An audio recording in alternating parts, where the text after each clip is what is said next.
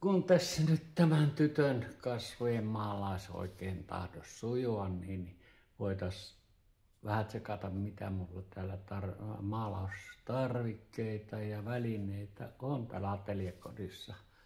Ja se olisi tavallaan pieni inventaario, mitä tarvitsee uutta hankkia ja mitä löytyy. Katsellaanpa. Tosi tärkeitä on piirustusvälineet, erilaiset kynät, hiilet, liidut ja tussit. Ja tietysti paperit, erilaiset paperit, kartongit ja luonnoslehtiä.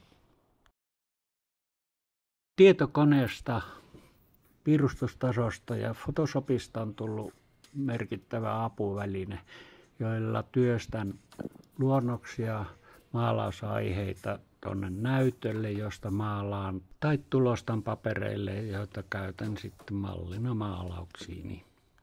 Siveltimiä on jos jonkinlaisia, leveitä, oita, paksuja, pehmeitä, kovia.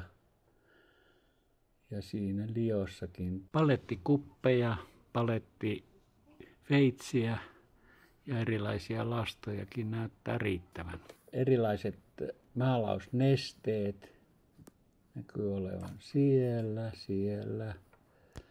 Ja laatikostakin löytyy käytössä. Itse valmistamiani maalauskeppejä. Rättejä tarvitaan paljon. Samoin paperia.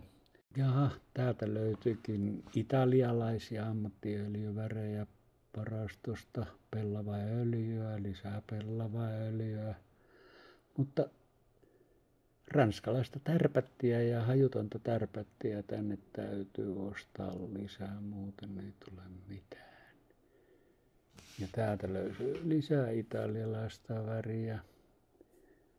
Sitten löytyy hollantilaista väriä ja sekin on hollantilaista väriä. Täällä on sitten ranskalaisia värejä. Näitä venäläisiä maavärejä käytän lähinnä alusmaalauksiin. Ja löytyyhän täältä vielä äidiltä perityt englantilaiset öljyvärit. Tästä arsenaalista on joskus hankala löytää sitä etsimäänsä väriä, mutta joskus se aina löytyy ja kun olen löytänyt ne, niin heti kiiruusti vien ne tuonne maalaustelineen ääreen käyttöhyllykköön, josta löytyy punaiset omasta, siniset, keltaiset, vihreät värit ja mustat ja muut semmoiset. Sieltä ne on hyvin poimittavissa. Tietysti ne menee aina välillä sekaisin. Akvarelliakin on joskus maalannut, mutta en viime aikoina paljon, mutta niitäkin löytyy täältä vielä. Ja näitä venäläisiä akvarelleja ja nämä ovat niitä öljyvärejä, joita en suosittele kenellekään, kiinalaisia, mistähän nämäkin on tänne tullut. Siellä on ruiskuvärejä hieman ja siveltimiä on näköjään tehtaan paketeissa vielä, fiksatiiveja ja loppuvernissoja löytyy ja siinä on sellakkaasta ja virtuaaka tehty apteekissa fiksatiivi, joka ei aiheuttanut mulle mitään allergiaoireita. Hiilipiirroksia tehdessä sitä tarvittiin. Kaikenlaista löytyy, kessoa ja muuta. Täällä on jotain värejä ja akryylivärejäkin löytyy.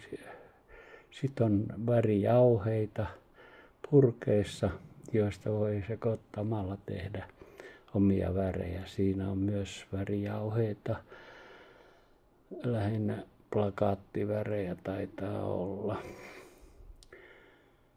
Joitain värejä nämäkin. Ja paletteja tarvitaan aina.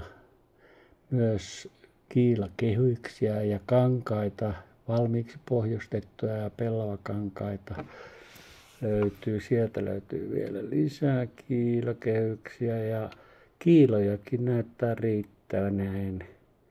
Valmiita pohjia nyt tällä hetkellä ei ole kovin paljon, mutta niitä aina tulee tehtyä sitten, kun ei maalaus sujuu. Tässä on lähinnä oppilaille tarkoittuja. Ja joskus olen tehnyt joudessani myös valmiita kehystettyjä pohjia. Niitä voi sitten maalata myöhemmin. Hyvä maalausteline on minulle tärkeä.